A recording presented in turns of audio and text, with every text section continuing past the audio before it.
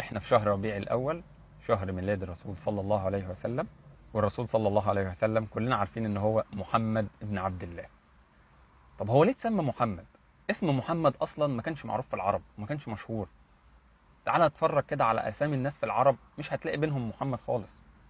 ايه اللي خلى جده او امه يسموه محمد؟ في 3 روايات.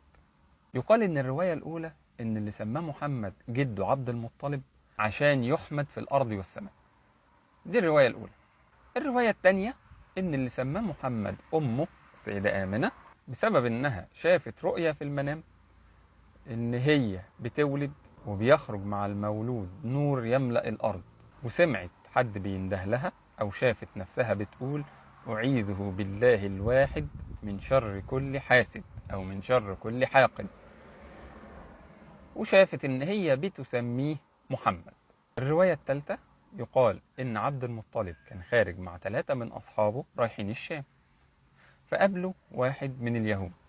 حوار طويل، اخرته ان لما هو عرف ان هم من قريش من جزيرة العرب، قال لهم ان جزيرة العرب هيخرج منها نبي.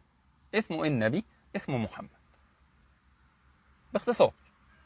فكل واحد قرر ان هو يسمي محمد. عبد المطلب كان راجل كبير، فقرر ان اول حفيد يجيله يسميه محمد، فكان الرسول صلى الله عليه وسلم. ال3 التانيين كانوا سفيان ابن مجاشع، سمى ابن محمد فهو جد الفرزدق الشاعر المعروف. الثاني وحيحة بن الجلاح، سمى اسمه محمد. والثالث حمران بن ربيعة، سمى اسمه محمد. فدي ال3 روايات اللي بتقال في سبب تسمية الرسول صلى الله عليه وسلم باسم محمد، رغم ان اسم محمد كان غير معروف في العرب.